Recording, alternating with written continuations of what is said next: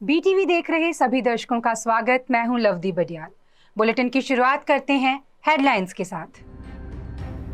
संसद के नए भवन के उद्घाटन में कांग्रेस समेत विपक्ष की 19 पार्टियां नहीं होंगी शामिल। दिल्ली की राउज एवेन्यू कोर्ट में राहुल गांधी के नए पासपोर्ट से जुड़ी याचिका पर हुई सुनवाई। अमृतसर में गैंगस्टर जरनैल सिंह की गोलियां मारकर की गई हत्या। वर्ल्ड हेल्थ ऑर्गेनाइजेशन ने कोरोना के बाद अगली महामारी को लेकर चेतावनी की जारी। अब खबरें विस्तार के साथ।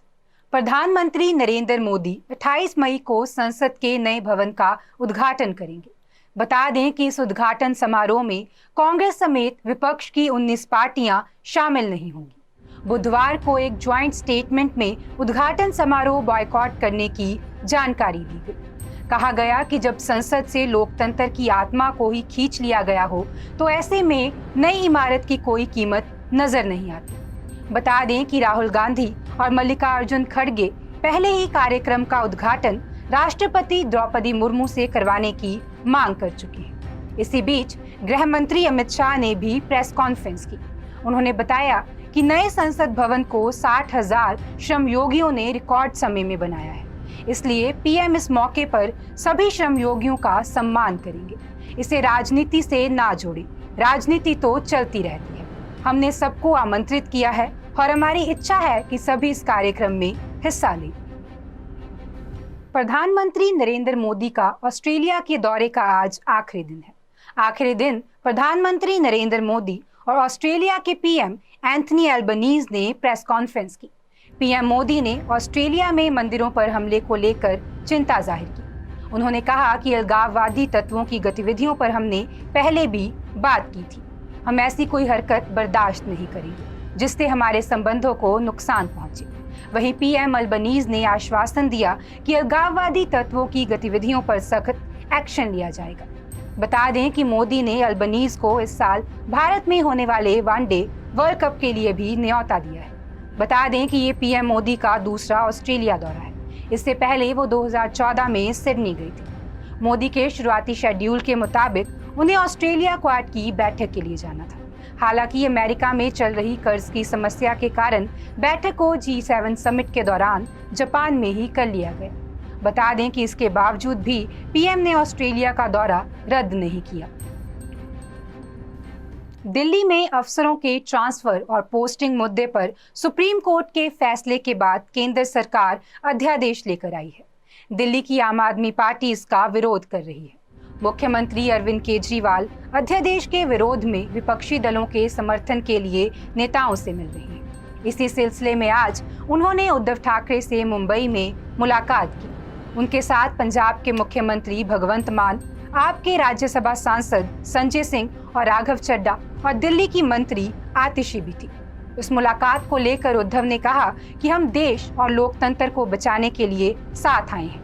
मुझे लगता है कि हमें विपक्षी पार्टी नहीं कहना चाहिए, बल्कि केंद्र सरकार को विपक्ष कहा जाना चाहिए, क्योंकि वह संविधान और लोकतंत्र के खिलाफ है। अरविंद केजरीवाल ने कहा कि उद्धव ठाकरे ने वादा किया है कि संसद में हमारा साथ देंगे और अगर ये बिल संसद में पास नहीं हुआ तो 2024 में मोदी सरकार दोबारा सत्ता में नहीं आ पाएगी।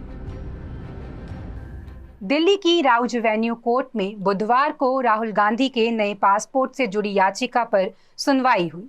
राहुल ने मंगलवार को याचिका दायर कर कोर्ट से नए पासपोर्ट के लिए एनओसी देने की मांग की।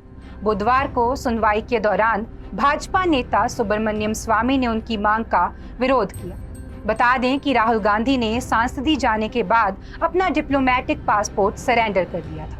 इसके बाद उन्होंने साधारण पासपोर्ट के लिए एनओसी जारी करने की गुहार लगाई थी। सुनवाई के दौरान राहुल गांधी के वकील ने कहा कि राहुल के खिलाफ कोई आपराधिक कार्यवाही पेंडिंग नहीं है और ट्रैवल करना उनका मौलिक अधिकार है। बता दें कि कांग्रेस नेता राहुल गांधी 28 मई को अमेरिका जाना चाहते हैं, जहां वे स्टैनफोर्ड विश्वविद्यालय में एक इवेंट में शामिल होंगे। वे वहां 29 और 30 मई को प्रवासी भारतीयों से भी मिलेंगे। आम आदमी पार्टी के सांसद संजय सिंह के करीबियों के यहां बुधवार को ईडी ने छापा मारा। ये एक्शन शराब नीति केस के सिलसिले में लिया गया है। संजय सिंह ने ट्विटर पर जानकारी देते हुए कहा कि मैंने ईडी की फर्जी जांच को पूरे देश के सामने उजागर किया है। इसे लेकर ईडी ने गलती मानी। जब मेरे पास कुछ नहीं मिला तो आज मेरे सहयोगियों अजीत त्यागी और सर्वेश मिश्रा के घर ईडी ने छापा मारा है। सर्वेश के पिता कैंसर से पीड़ित हैं। ये जुर्म की इंतहा है। चाहे जितना जुर्म करो, लड़ाई जारी रहेगी। बता दें कि ईडी और सीबीआई शराब नीति केस में अनियमितता की जांच कर रही है। ईडी ने कहा था कि शराब नीति केस आम आदमी पार्टी के कुछ बड़े नेता और कांग्रेस सांसद वाले तथाकथित साउथ ग्रुप का षड्यंत्र है। बता दें कि ईडी ने इस मामले में अब तक 11 अन्य लोगों को भी गिरफ्तार किया है। अमृतसर में गैंगस्टर जरनैल सिंह की गोलियां मारकर हत्या कर दी गई है। गांव सठियाला में स्विफ्ट कार में सवार होकर आए गोपी घनश्यामपुरिया गैंग के 4 नकाबपोश बदमाशों ने करीब 20 राउंड फायर किए। बदमाशों ने उसे घर के पास ही दुकान के बाहर घेरकर गोलियां चलाई और बाद में वहां से फरार हो गए। इस हमले का सीसीटीवी फुटेज भी सामने आया है। जब नकाबपोश बदमाश दुकान के बाहर पहुंचते हैं तो जरनैल सिंह उन्हें देखकर अंदर की तरफ भागने लगता है। तभी वह फायरिंग कर देते हैं। उस पर एक के बाद एक करीब 20 राउंड फायर किए गए, जिसके बाद उसकी मौत हो गई। आसपास के लोगों ने इसकी सूचना पुलिस को दी। बता दें कि पुलिस ने मृतक के शव को कब्जे में ले लिया है। घटनास्थल के आसपास लगे सीसीटीवी कैमरे खंगाले जा रहे हैं। पुलिस का कहना है कि जल्द ही आरोपियों को गिरफ्तार कर लिया जाएगा। उमरिया में नेशनल हाईवे के ओवरब्रिज पर एक बस अनियंत्रित होकर पलट गई। बताया जा रहा है कि ये बस मुख्यमंत्री शिवराज सिंह चौहान के कार्यक्रम में लोगों को लेकर जा रही थी। कार्यक्रम स्थल से 5 किलोमीटर पहले ये हादसा हुआ। हादसे में 3 लोगों की मौत और 21 लोग घायल हुए। हादसे के बाद सीएम शिवराज ने उमरिया जिला अस्पताल पहुंचकर घायलों से मुलाकात की। इसके बाद कार्यक्रम स्थल के लिए रवाना हो गए। बता दें कि कांग्रेस के पदाधिकारियों ने जिला अस्पताल में मुख्यमंत्री से मुलाकात की और हादसे के लिए जिम्मेदार के खिलाफ कार्रवाई की मांग भी की। वहीं मुख्यमंत्री शिवराज सिंह चौहान ने हादसे में मारे गए लोगों के परिवारों को 10-10 लाख रुपए की आर्थिक मदद देने का ऐलान किया है। उन्होंने परिवार के एक सदस्य को पात्रता अनुसार सरकारी नौकरी देने की बात कही है। वहीं गंभीर घायलों को 50,000 और मामूली घायलों को 10-10 हजार रुपए की मदद दी जाएगी। दिल्ली एनसीआर सहित उत्तर भारत में हीट वेव के कहर के बीच राहत भरी खबर आई है।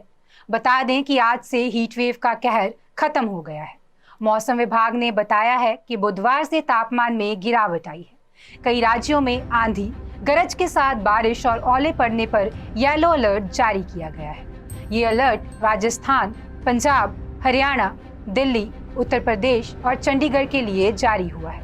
मौसम विज्ञानियों ने बताया कि पहाड़ी इलाकों में अगले 2 से 3 दिनों तक तेज बारिश की संभावना है।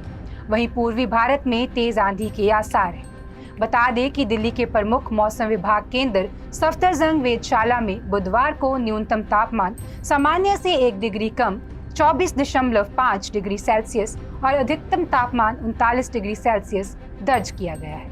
बता दें कि पिछले कई दिनों से उत्तर भारत में हीट वेव का कहर जारी था, लेकिन अब लोगों ने राहत की सांस ली है। वर्ल्ड हेल्थ ऑर्गेनाइजेशन ने कोरोना के बाद अगली महामारी को लेकर चेतावनी जारी की है। WHO के गवर्नर जनरल ने कहा कि दुनिया को अगले पैंडेमिक के लिए तैयार रहना चाहिए, जो कोरोना से भी ज्यादा खतरनाक हो सकता है। स्विट्जरलैंड के जिनेवा में हुई 76वीं वर्ल्ड हेल्थ असेंबली की मीटिंग में WHO ने अपनी रिपोर्ट पेश की। इस दौरान WHO के गवर्नर जनरल ने कहा कि कोरोना भले ही अब ग्लोबल इमरजेंसी नहीं है, लेकिन इसका ये मतलब नहीं कि इससे अब कोई खतरा नहीं है। कोविड-19 का नया वेरिएंट कभी भी आ सकता है। ऐसा भी हो सकता है कि कोई नई बीमारी सामने आ जाए जो इससे कहीं ज्यादा खतरनाक हो। ऐसे में हमें अभी से तैयारी शुरू करनी होगी। उन्होंने मीटिंग में ये भी कहा कि कोविड-19 सदी की सबसे खतरनाक बीमारी रही। जब कोरोना आया तो हम इससे मुकाबले के लिए तैयार नहीं थे, लेकिन दूसरी महामारी जरूर आएगी और हमें हर तरह से साथ मिलकर इसका सामना करना होगा। बता दें कि कोरोना के चलते करीब 70 लाख लोगों की मौत दर्ज की गई थी, जबकि वास्तविक आंकड़ा 2 करोड़ से ज्यादा हो सकता है। ये देखते हुए हमें अपने हेल्थ सेक्टर में जल्द से जल्द जरूरी बदलाव करने की जरूरत है। बता दें कि इससे पहले 5 मई को WHO ने घोषणा की थी कि कोरोना अब ग्लोबल हेल्थ इमरजेंसी नहीं है। इसकी वजह तेजी से कम होते एक्टिव केस और मौत के आंकड़ों को बताया गया था। आज के बुलेटिन में इतना ही। आप देखते रहें BTV, be positive, be yourself.